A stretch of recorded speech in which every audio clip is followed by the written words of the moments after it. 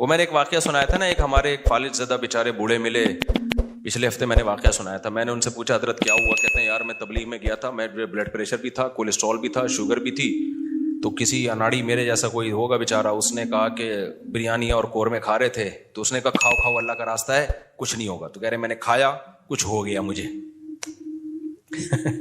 فالج ہو گیا مجھے. تو بہت برا بلا کہہ رہے تھے تبلیغ والوں کو. میں نے کہا بھی تبلیغ والے تو کم کھانا کم باتیں کرنے کو کہتے ہیں, تو وہ جس نے کیا غلط کیا.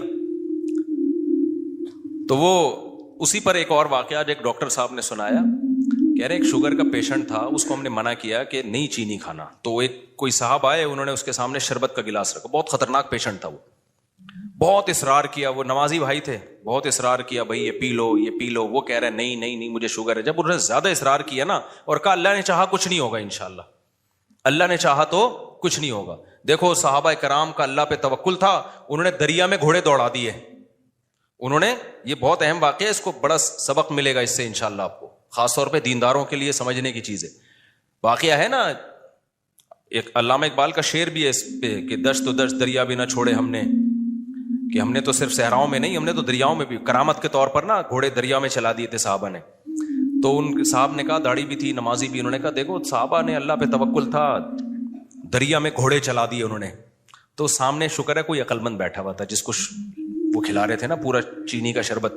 اس نے کہا دیکھو اگر وہاں پل ہوتا نا پھر اللہ دریا میں گھوڑے نہیں چاہے, وہ ڈوبنا تھا انہوں نے, وہاں تو پل نہیں تھا اور مجبوری تھی جانا, صحیح ہے نا.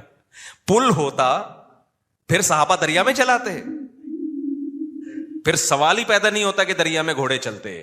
اللہ کہتا ہے پل ہے تو جاؤ نا, یا پل بنانے کا ٹائم ہوتا تو بھی نہیں. یہ جو قسطنطنیہ میں سلطان محمد فاتح نے قسطنطنیہ اور یہ جو آج کا استنبول ہے جب یہ فتح کیا تھا, تو اس نے کوئی دریا میں تھوڑی گھوڑے چلا دیے تھے. ان کا یہ جو استنبول کا جو قلعہ ہے نا آج جو 4000 سال جس کی پرانی تاریخ ہے, میں نے وہاں جا کے ولاگ بھی بنایا ہے, یہ ترکی کا جو مشہور قلعہ ہے, یہ تو عیسائیوں کے ہاتھ میں تھا, بہت مضبوط عیسائیوں کی اسٹیٹ تھی. اور نبی صلی اللہ علیہ وسلم نے خوشخبری سنائی تھی کہ نعم الجیش جیش یغزو القسطنطینیہ, فرمایا سب سے بہترین لشکر, کیا ہی خوب لشکر ہے جو قسطنطینیہ فتح کرے گا. آپ مکہ میں اور ترکی کی فتوحات کی خوشخبریاں دے رہے ہیں. ہمارے نبی کا یہ ویژن دیکھو, ایک پیغمبر جو نہ لکھنا جانتے ہیں نہ پڑھنا جانتے ہیں, لیکن کتنے کانفیڈنٹلی وہ کہہ رہے ہیں کہ کیا خوب لشکر ہوگا جو قسطنطینیہ کو فتح کرے گا. اور خوشخبری دی, جنت کی بشارت دی. اسی وجہ سے مسلمان فاتحین شروع سے لگے ہوئے تھے اس میں, لیکن نہیں ہو پا رہا تھا. تو سلطان محمد فاتح نے کیا کیا, وہ بھی فوجیں لا کے بٹھا دی, لیکن اتنا مضبوط قلعہ ہے وہ جا ہی نہیں پا رہے بھائی. تو مشورہ ہوا. اب انہوں نے یہ نہیں کیا کہ جی ایک طرف سے سمندر ہے, وہاں بھی سمندر کٹا ہوا ہے نا, آپ میپ میں دیکھ سکتے ہیں. تو سمندر میں ہم کیا کرتے ہیں, بسم اللہ اللہ پڑھ کے سمندر بھی نکل جاتے ہیں. بڑھ جانا, ڈوب جانا تھا انہوں نے, اور کیا. تو اللہ کہتا ہے پہلے اپنے سارے اسباب اور وسائل تو استعمال کرو, پھر میری مدد آئے گی.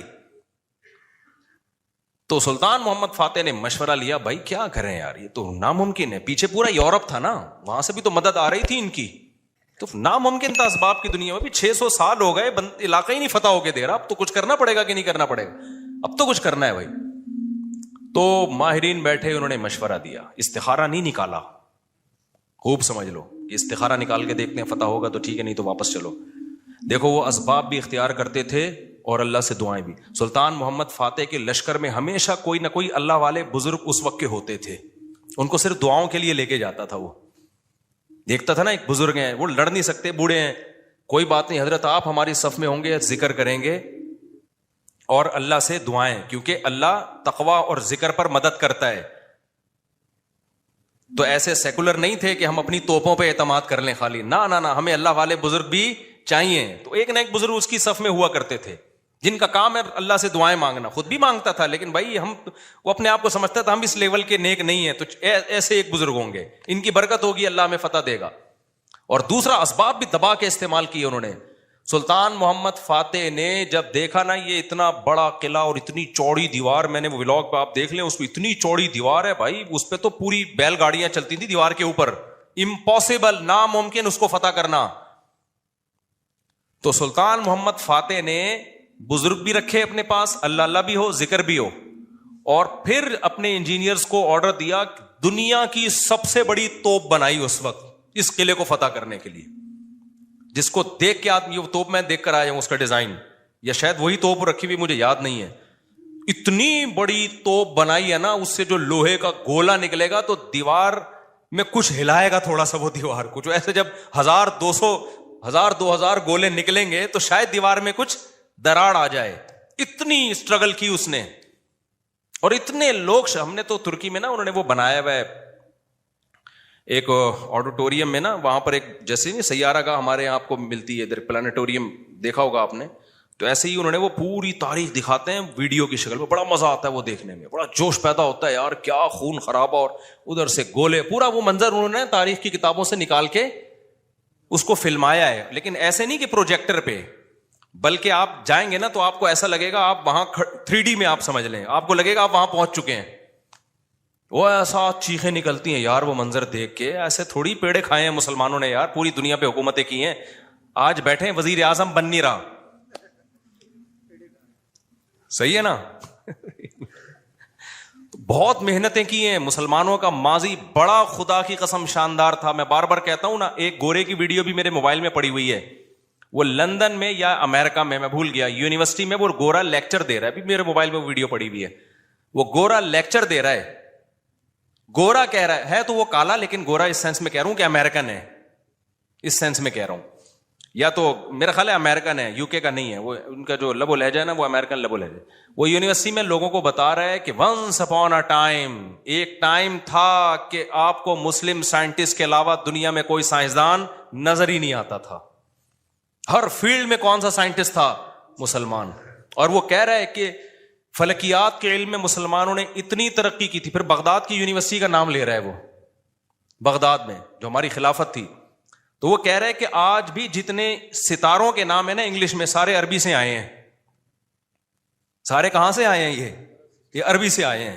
مسلمان یہ کام بہت پہلے کر چکے تھے, بڑا شاندار ماضی تھا ہمارا, لیکن ایسا ختم ہوا, ایسا لگتا ہے ہم ہمیشہ سے ہی اسی طرح ہیں, ہمیشہ سے ہی ہم سے وزیر اعظم بن ہی نہیں پایا کبھی. تو ایسا نہیں ہے, ماضی ہمارا اور زیادہ پرانا ماضی نہیں ہے, 150-200 سال سے زیادہ پیچھے کی بات نہیں ہے. یہ چند غلطیاں ہوئی ہیں جس کی سزا ہم بھگت رہے ہیں, اس میں مذہبی لوگوں سے بھی ہوئی ہیں, حکمرانوں سے بھی ہوئی ہیں, دونوں طبقوں سے ہوئی ہیں, کسی ایک طبقے کو آپ ذمہ دار نہیں ٹھہرا سکتے.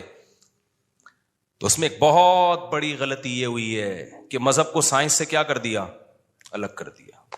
یہ بہت بڑی مسٹیک ہوئی ہے. جبکہ ہمیں داؤد علیہ السلام, سلیمان علیہ السلام کے واقعات میں کیا ملتا ہے, اللہ نے سلیمان علیہ السلام کو جب دنیا کا حکمران بنایا ہے تو اللہ نے اسباب اور وسائل بھی دیے تھے ان کو. وہ اسباب کیا تھے, لوہا ان کے ہاتھ میں پگھلا دیا اللہ تعالیٰ نے. داؤد علیہ السلام کو حکم دیا زرہیں بناؤ, زرہیں. اللہ کہہ دیتا کہ اے داؤد تو زمین پر حکومت کرے گا, لڑائی کرے گا, زرہیں بنانے کی ضرورت نہیں ہے. آیت الکرسی پڑھ کے ہر مجاہد پہ پھونک لگائی, دم کیا, دشمن کی تلوار چلے گی نہیں. یہی چل رہا ہے نا آج کل, داماد انسان کا بچہ نہیں بن رہا, آیت الکرسی پڑھ کے پھونکو اور اس کو جو ہے وہ تعویذ کرا دو تو ٹھیک ہو جائے گا. پوری 10-10 سال دامادوں کے ٹھیک کرنے میں بیٹیوں کی زندگیاں تباہ کر دیں. قرآن کیا کہتا ہے, ان خفتم اللہ یقیما حدود اللہ, حدود اللہ پہ قائم نہیں رہ سکتے بھائی, خلا لینے کی کوشش کرو اس پاگل سے. 2-3 موقع دے دیے ٹھیک ہونے کے, ہو گیا ٹھیک ہے, نہیں تو اگر برائی اس قابل ہے کہ برداشت کے قابل ہے تو برداشت کرو, بلا وجہ گھر نہیں توڑنا چاہیے. بالکل برداشت کے قابل نہیں ہے, جان چھڑاؤ بھائی اس آدمی سے. نہ میں نہ جانتا ہوں نا ایسے لوگوں کو, 30 سال ہو گئے کہ نہیں جی اللہ کے ہاتھ میں دل ہیں, اللہ جب چاہے گا میرے داماد کا دل چینج کر دے گا. اس امید پہ 30 سال گزار دیے اور بیٹی پاگل ہو گئی. میں نے کہا 30 سال کے بعد آپ آ رہے ہو کہ خلا لینا ہے. کہہ رہے ہیں بھائی وہ اللہ کے ہاتھ میں دل ہے. تو میں نے کہا اللہ کے ہاتھ میں ہے, لیکن اللہ نے کہا کہ میں گھماؤں گا. ہم کب کہہ رہے ہیں کہ اللہ کے ہاتھ میں نہیں ہے؟ اگر ہمیں پتا ہوتا کہ اگلے سال اللہ آپ کے داماد کو ٹھیک کر دیتا, میں کہتا چلو 1 سال اور انتظار کر لو. اللہ کے ہاتھ میں ہے, لیکن گھمائے گا کہ نہیں گھمائے گا یہ اللہ نے نہیں بتایا. بلکہ اللہ نے جو بتایا ہے, انک لا تہدی من احببت, آپ اس کو ہدایت نہیں دے سکتے جس سے آپ محبت کرتے ہو. یہ تو حضرت ابو طالب کے بارے میں نازل ہوئی ہے کہ نبی کے چچا ایمان نہیں لائے تو نبی غمزدہ تھے. اللہ نے فرمایا کہ آپ جس سے محبت ہے ہدایت نہیں ملے گی, اس کو ملے گی جس کو اللہ چاہے گا. اور چاہے گا کس کو؟ جو خود چاہے گا. یہ بھی قرآن کہتا ہے جو خود چاہے گا اسی کو ملے گی, جو خود نہیں چاہے گا تو بھائی چاہے نبی کا چچا بھی ہو نہیں ملے گی. تو میں نے کہا بھائی نبی کے چچا کو نہیں ملی ہدایت, آپ کے داماد آپ کے نبی سے بھی آگے ہو, تو ہم تو گراؤنڈ ریئلٹی کو دیکھ کر فیصلہ کریں گے. 1 سال بہت ہوتا ہے کسی کو تجربے میں. اب انسان کا بچہ نہیں بن رہا, نہ نان نفقہ دے رہا ہے, وہ بے تحاشا مارتا پیٹتا ہے, ٹارچر ذہنی کر کر کے اس کو بیچاری کی زندگی بیڑا غرق ہو گیا اس کا. میں نے کہا خود ہی مر جائے گا, تھوڑے دنوں میں خلا کے تکلف کی ضرورت کیا ہے, طلاق لینے کی کیا ضرورت ہے اس سے. اسلام جو ہے نا وہ دقیانوسی نہیں سکھاتا میرے بھائی. مسلمانوں نے ایسے ہی نہیں دنیا پہ حکومتیں کر لی ہیں. داؤد علیہ السلام کو اللہ نے, داؤد علیہ السلام قرآن کہتا ہے نا پوری دنیا پہ داؤد علیہ السلام نے, پوری دنیا نہ بھی ہو, دنیا کے ایک بہت بڑے حصے پر جو حکومت کی ہے, تو قرآن کیا بتاتا ہے کیسے کی حکومت, کیسے کی حکومت, پھونکے لگا لگا کے کی. قرآن ان کی عبادت کا بھی تذکرہ کرتا ہے.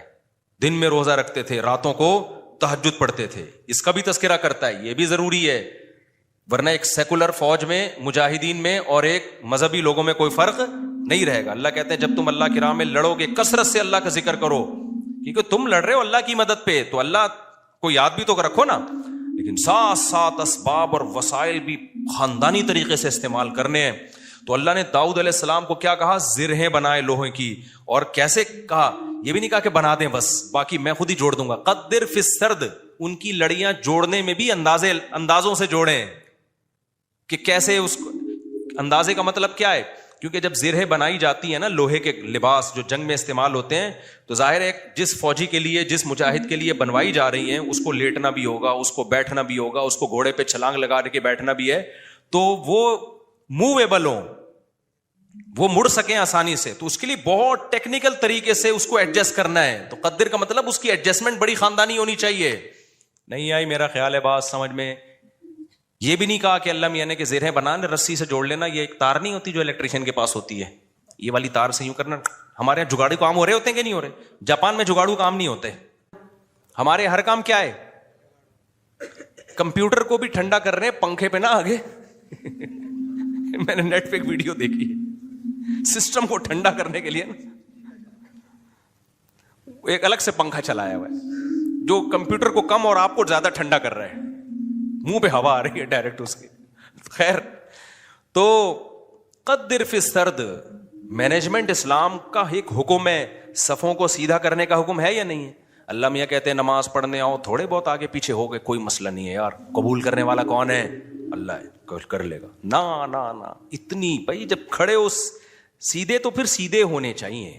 ذرا سا بھی پیٹ آگے نکلا ہوا نہ ہو, سینہ آگے نکلا ہوا نہ ہو. نبی صلی اللہ علیہ وسلم اقامت کے بعد کیسے صفوں کو سیدھا کرتے تھے. مینجمنٹ آج دیندار لوگوں میں ختم, سارے باتیں الٹی ہو رہی ہیں, ان لاجیکل باتیں کروا لو. کورونا میں تو دماغ پی گئے تھے لوگ ہمارا. کووڈ پہ ہم نے کہا نا, ڈاکٹر کہہ رہے فاصلہ رکھو تو رکھ لو فاصلہ. ہر آدمی بھائی توکل کے چکر میں کورونا والا آدمی منہ پہ جا کے چھینک رہا ہے لوگوں کے. یہ کون سا اسلام ہے بھائی؟ خیر, تو وہ اس کی بات بڑی پیاری تھی نا. میں داؤد علیہ السلام کا بتا رہا تھا نا کیسے زرہیں بنائی انہوں نے, اور کتنی پاورفل حکومت, پھر فوج تیار کی ہے.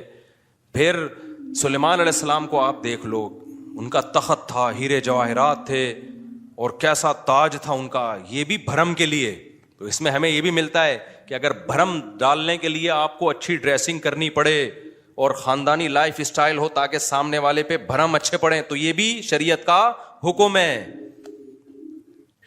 جیسے حضرت معاویہ رضی اللہ تعالیٰ عنہ کا بڑا شاہانہ لباس تھا, تو کسی نے حضرت عمر کو شکایت لگائی کہ یہ گورنر بنے اور اتنا بہترین خوبصورت لباس پہن کے چلتے ہیں پھرتے ہیں, یہ تو دنیا سے محبت کی علامت ہے.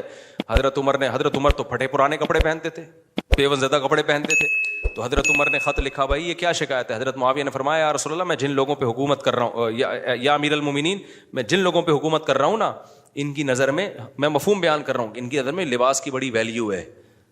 یہ مجھے ویلیو نہیں دیں گے اگر میں غریبوں والا لباس پہن کے گھوموں. تو یہ سیاست تھی ان کی, اور یہ حقیقت ہے کہ آپ کا سب سے پہلا امپریشن کس کا پڑتا ہے؟ آپ لباس کا پڑتا ہے. آپ کے لائف اٹھنے بیٹھنے کا اسٹائل کیا ہے آپ کا, وہی آپ کے کپڑے میں 10 قسم کے پیوند لگے ہوئے ہوں, اگلا کہے گا ابے بھائی یہ تو شاید ان کے پاس پیسے ہی نہیں ہے تو ہم سے کیا لڑیں گے یہ, ٹھیک ہے نا. تو لڑائی کے لیے ظاہر حضرت معاویہ کے پاس جب دشمن کے وفود آیا کرتے تھے تو ان کی ڈریسنگ دیکھ کے ان کو اندازہ ہو جاتا تھا بھائی یہ چھوٹے لوگ نہیں ہیں.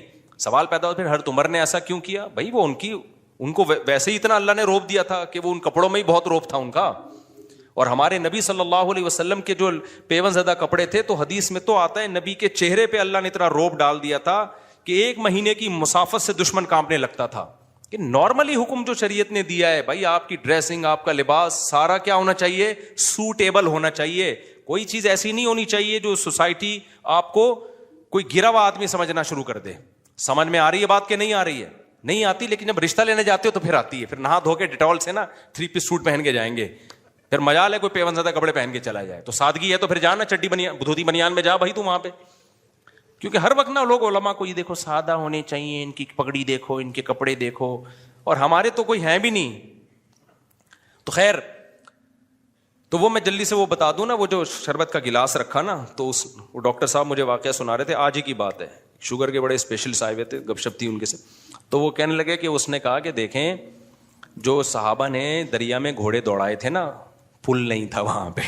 اگر پل ہوتا تو وہ دریا میں گھوڑے نہیں دوڑا, اور اگر پل بنانے کا ٹائم ہوتا پھر بھی نہیں دوڑا. پھر یہ میں اپنی طرف سے ایک اضافہ کر رہا ہوں, پل بنانے کا ٹائم ہوتا, اسباب و وسائل ہوتے, پھر بھی نہیں جاتے, اور واپس جا کے دوبارہ آنے کا ٹائم ہوتا پھر بھی دریا میں گھوڑے نہیں ڈالتے. وہ ایک مجبوری تھی کہ اس کے علاوہ کوئی آپشن تھا نہیں. تو سلطان محمد فاتح نے بھی یہی کیا ہے.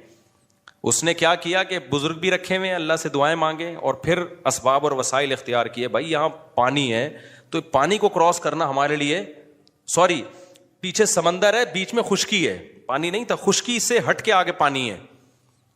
تو اب آگے ہم گھوڑوں پہ جائیں گے اگر, تو گھوڑا پانی میں نہیں جا سکتا. تو انہوں نے یہ نہیں کہا صحابہ کرام نے پانی میں گھوڑے دوڑا لیے تھے تو ہم بھی خشکی تک جائیں گے, اور قسطنطنیہ میں بیک سائڈ سے حملہ کرنے کے لیے نا, باقی بسم اللہ ہی توکلت علی اللہ پھونکوں والی سرکار ہوتی تو مسئلہ ہی حل ہو گیا تھا یار. یہ تو پہلے ذہن میں آ جاتا نا میرے, بہت لیٹ آیا دماغ میں. ایک شف سرکار حضرت وہ سلطان محمد فاتح اپنے پاس رکھتا شف, اور پورا قسطنطنیہ ہی بڑھ جاتا پورا. ابھی جو الیکشن میں ہوا ہے نا, آپ کو پتا ہے نا, جو ووٹنگ ہو رہی تھی, فلاں جیت رہا ہے, میم بنائی پاکستانیوں نے, اوپر جا رہا ہے اوپر جا رہا ہے, شف ایک دم وہ نیچے ہوا, بڑی ٹائٹ میم بنائی ہے کہ الیکشن میں یہی ہوا ہے. بندہ کون جیت رہا ہے, ایک دم شف کر کے شف, فوراً نیچے. ایسے ہی رپورٹیں چینج ہو رہی تھی نا الیکشن کی, جو لوگ ٹی وی کے آگے یا خبروں میں بیٹھے ہوئے تھے. تو پاکستان میں ایک سرکار ہے جس کو سچی مچی کی شف سرکار ہے, وہ تو عز منتشا وہ تو ذل منتشا. تو اس لیے جو سیاست دانوں میں جو سمجھدار لوگ ہیں نا, وہ اس جو پاکستان کی جو اصل شف سرکار ہے نا اس سے بنا کے رکھتے ہیں. ٹھیک ہے کہ ہم بے شک ایک ووٹ بھی نہ ملا, جب انہوں نے کہا شف فوراً ہم کہاں چلے جائیں گے اوپر. تو اچھا خیر سمجھ گئے نا کون سی سرکار ہے. ایک تو یہ سرکار ہے, جو ایک اور سرکار ہے جو اصل شف سرکار ہے, وہ بڑی پاورفل سرکار ہے, وہ اس کا شف اصل شف ہے, اس کو ہم مانتے ہیں کہ یار وہ جب شف کرے نا, وہ یہ تو ڈرامہ کر رہے ہیں نا, ڈرامہ کر رہی ہے. تو سلطان محمد فاتح نے کیا کیا, مشورہ کیا بھائی کیا کرے. مشورہ یہی طے ہوا کہ یار کچھ نہ کچھ تو کرنا پڑے گا. تو ایک ماہر نے مشورہ دیا کہ دیکھو ہم جو ہمارے بحری جہاز ہیں, وہ کشتیاں بہت بڑی بڑی تھیں, جہاز نمائی تھیں وہ, تو ہم ان کو جب تک خشکی پہ چلا کے آگے پانی تک نہیں پہنچائیں گے نا, تو ہم یہ قلعہ کبھی بھی فتح, مزید 600 سال لگ جائیں گے ہمیں, ناممکن ہے. ہمارے پاس اب ایک ہی آپشن ہے, جانیں ضائع ہو رہی ہیں, روز تیر اندازی ہو رہی ہے, لوگ ڈیلی بیسس پہ شہید ہو رہے ہیں, اور پہلے بھی کئی حملے ناکام ہو چکے ہیں, تو اب یہ رسک لینا پڑے گا, آر یا پار. اب یہ بہت مشکل کام تھا. کیوں؟ رات میں لوگ سو رہے ہیں, راتوں رات آپ نے یہ کرنا ہے. اب خشکی پہ کیسے چلائیں بھائی پانی, یعنی اس جہازوں کو؟ تو اس کا طریقہ یہ ہے کہ جتنے جانور ہیں نا, اونٹ, گائے, دمبے, سب ذبح کر دو, اور سب کی چربی کو پگھلا کے زمین پہ ڈال دو. اور یہ صبح صادق سے پہلے پہلے کام کیا ہو جانا چاہیے, ختم. اور اس کے بعد یہ کشتیاں رکھ کے نا, لکڑیاں رکھ کے ان کو دھکے دیں گے, کیونکہ ورنہ کون لے جا سکتا ہے, کیونکہ اگر دھکے دے دے کے تو ناممکن ہے نا خشکی پہ, آپ کسی ایک چھوٹی سی لانچ کو دھکا دینے کی کوشش کرو, کوئی بھی نہیں دے سکتا. تو تو ہوگا یہ, اور دیں گے بھی اتنا ٹائم لگ جائے گا کہ دشمن تو دیکھ لے گا بھائی یہ لوگ تو یہاں سے آئے, تو راتوں رات یہ کام کرنا ہے. کتنا بڑا یہ گوروں نے ہسٹری میں لکھا ہے کہ ایسا کام کیا ہے جس کا تصور نہیں تھا, اتنی محنت خرچ ہوئی ہے اس کے اوپر. کیا موٹی موٹی توند اور موٹے موٹے پیٹ ہوتے اگر اس وقت مسلمانوں کے, اور صبح و شام بریانی اور قورمے کے ڈھکن کھل رہے ہوتے, اور تیجے کے نام پہ, 40ویں کے نام پہ, شب برات کے نام پہ یہ سب چیزیں کھا رہے ہوتے, تو یہ کر لیتے؟ بولتے کیوں نہیں؟ میں بار بار کہتا ہوں کسی بڑے پیٹ والے کا مذاق اڑانا مقصد نہیں ہے. کچھ لوگوں کا نیچرلی پیٹ بڑا ہوا ہوتا ہے, وہ تو قدرت کی طرف سے, وہ صحابہ میں بھی تھا, بڑے بڑے بزرگوں میں تھا. لیکن یہ جو کھا کھا کے توندیں نکل رہی ہیں نا, زیادہ کھا کھا کے, یہ بہت برا عمل ہے. نبی صلی اللہ علیہ وسلم کی بخاری کی حدیث ہے, اس امت میں سب سے پہلی جو برائی آئے گی نا, جھوٹ اور بڑے پیٹ, موٹاپا. یہ حدیث ہے صحیح. تو قدرتی طور پر کسی کا پیٹ بڑا ہے تو ایک الگ بات ہے. تو اب انہوں نے کیا کیا, فوراً وہ ساری جانوروں کو رات کو, بھائی اب یہ اس کے علاوہ کوئی آپشن ہمارے پاس نہیں. پھر اللہ سے دعائیں بھی مانگ رہے ہیں, دعائیں بھی مانگ رہے ہیں کہ اللہ ہمارے بس میں جو تھا ہم نے کر دیا. تو وہ پگھلا کے پورا فرش بنایا راتوں رات.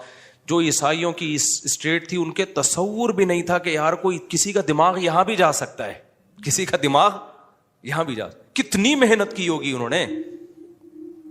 اس وقت کاش ویڈیو کیمرے ہوتے نا, وہ فلما لیتے یہ ساری چیزیں. پھر وہ راتوں رات کشتیاں لے جا کے نا اس پہ سب کو پار کیا, پانی میں اتار دیا.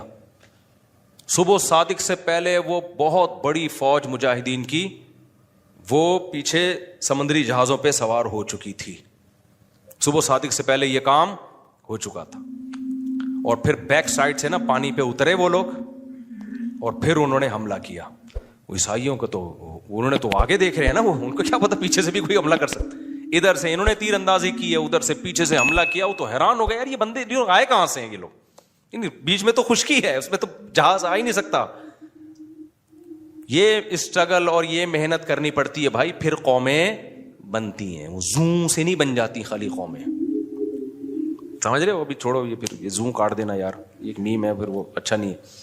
تو وہ ہے نا, میں جاپان گیا, زوں, وہ دیکھا ہے آپ لوگ؟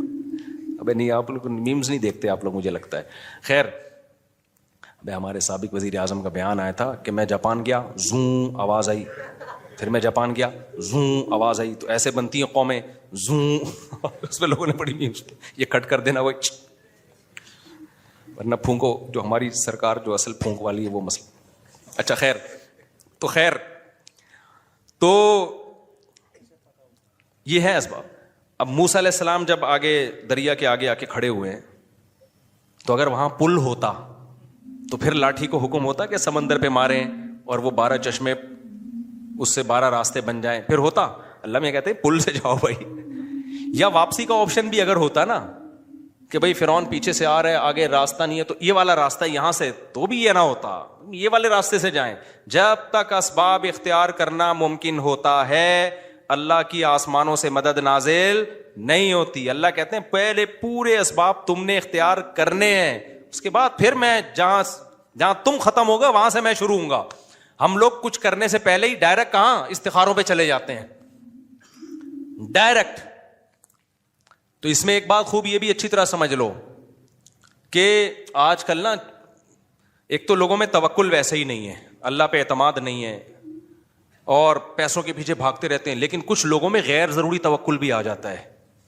علماء نے لکھا ہے اگر آپ کو اللہ نے مالی وسائل دیے, میں نے بہت لوگ دیکھے ہیں, جاب گئی اور روڈ پہ آ گئے, ایک دم برباد ہو گئے. وہ کاروبار کروڑوں کا بزنس چل رہا تھا, کوئی نقصان ہوا. ابھی کچھ دن پہلے ایک بندہ ملا, کروڑوں روپے میں کھیل رہا تھا, پولٹری فارم کا اس کا بزنس تھا پشاور میں. تو کہہ رہا ہے یار کوئی بیماری آئی, ساری مرغیاں مر گئیں اور میں دیوالیہ نکل گیا, میرا ڈپریشن میں چلا گیا. میں نے کہا میرے بھائی ایسا کام کیا کیوں آپ نے, کیا آپ کو پتا نہیں ہے مرغیاں بھی بیماریاں آتی ہیں؟ کہہ رہے آتی ہیں لیکن میں تو ویکسین ہوں. میں نے کہا کیا آپ نے تحقیق نہیں کی کہ ویکسینیشن کے بعد بھی بعض دفعہ ساری مرغیاں مر جاتی ہیں؟ تو کچھ تو آپ کو رکھنا چاہیے تھا نا.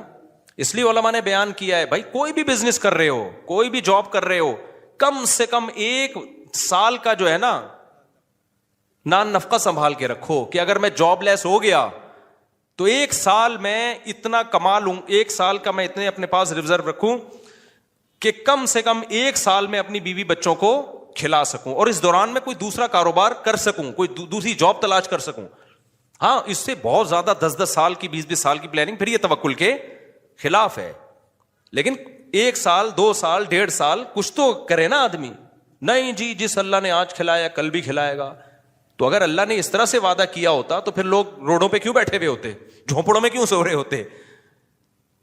فوراً ایک آیت پڑھ لیتے ہیں وما من دابۃ الا علی اللہ رزقها, ہر کا اللہ نے روزی دینے کا وعدہ کیا. اللہ نے وعدہ کیا ہے لیکن آپ پورے اسباب اور وسائل اختیار کرو گے.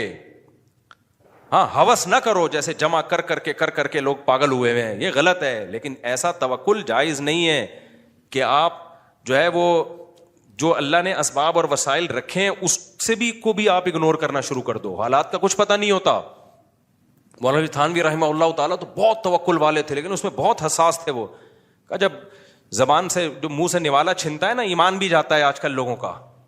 ایک روایت ہے, اگرچہ روایت ضعیف ہے, لیکن وہ قاد الفقر ان یکون کفرا او کما قال صلی اللہ علیہ وسلم, فرمایا فقر و فاقہ بعض دفعہ کفر تک پہنچا دیتا ہے. عورتیں اپنی عزتیں بیچنے پہ آ جاتی ہیں فقر و فاقہ کی وجہ سے. تو ایسا توکل نہیں کیا جائے. تو اتنا کم از کم اپنے پاس ہو کہ بھائی کل آپ اگر خدا نخواستہ بے روزگار ہو جاتے ہیں, اور یہ کہ آپ نے مرغیوں کا پولٹری فارم کھولا ہوا ہے اور فرض کر کے بیٹھے ہوئے ہیں کہ چونکہ میں نے اللہ سے تہجد میں دعا مانگی ہے اب ان پہ کوئی بیماری نہیں آئے گی. بھائی دعا بھی مانگو, بیماریوں سے میرا تو پورا دیکھو نا, ابھی 35 مرغیاں مر گئی میری. ایک بیماری آئی تو ایک دم جنازے اڑو, چھوٹی سی میری غلطی تھی لیکن وہ 2.5 سال سے مری نہیں تھی, اب مری ہیں تو ٹک ٹک ٹک کچھ بچ گئی ہیں الحمدللہ, ساری نہیں مری ہیں کیونکہ وہ ہمارے گھر ہی کے چوزے تھے جو بڑے ہو گئے. تو ایک غلطی ہوئی تھی مجھ سے, اب انشاءاللہ آئندہ وہ غلطی نہیں کروں گا, لیکن تجربہ تو بڑھ گیا نا, نقصان تو ہو گیا نا. تو اللہ پہ اعتماد اور توکل اس کا ایک مطلب ہے جو شریعت نے بتایا ہے. تو وہ شوگر کے پیشنٹ نے بڑی اچھی بات کی, اس نے کہا حضرت جو گھوڑے دوڑائے تھے نا صحابہ کرام نے, وہ پل نہیں تھا وہاں پہ, اس وجہ سے مجبوراً دوڑا لیے تھے. تو اللہ میاں نے مجھے کھانے کی اتنی چیزیں دی ہیں کہ میں بھوک سے مر نہیں رہا ہوں. اگر مر رہا ہوتا تو جان بچانا فرض تھی, پھر میں یہ شربت کا گلاس اللہ پہ توکل کر کے پی لیتا کہ فی الحال تو جان بچاؤ, پھر دیکھیں گے شوگر کہاں جا رہی ہے کہاں نہیں جا رہی, یا اور چیزیں جو ہے وہ میرے لیے دنیا میں ختم ہو گئی ہیں, یا شوگر سے میں نے مرنے کا ارادہ ہی کر لیا ہے, خودکشی کا ارادہ ہی کر لیا ہے, تو پی لوں گا. تو کبھی بھی اس طرح کے یہ بے موقع توکل ہوتا ہے. ایک اور ہمارے دوست تھے, ان کو بھی شوگر, وہ بھی اسی طرح کہہ رہے یار بندہ کھاتا ہوا بس جو ٹینشن لیتا ہے نا وہ مر جاتا ہے. تو یہ سب فضول قسم کی باتیں ہوتی ہے. اللہ نے مسلمان جو ترقی نہیں کر رہا نا اس میں ان باتوں کا بہت بڑا دخل ہے. جب یہ اپر لیول پہ ہوتی ہیں تو پھر اپر لیول پہ نقصان ہوتا ہے, انفرادی زندگی میں اس طرح کی باتیں ہوتی ہیں تو انفرادی زندگی میں نقصان ہوتا ہے. سمجھتے ہو گے نہیں سمجھتے؟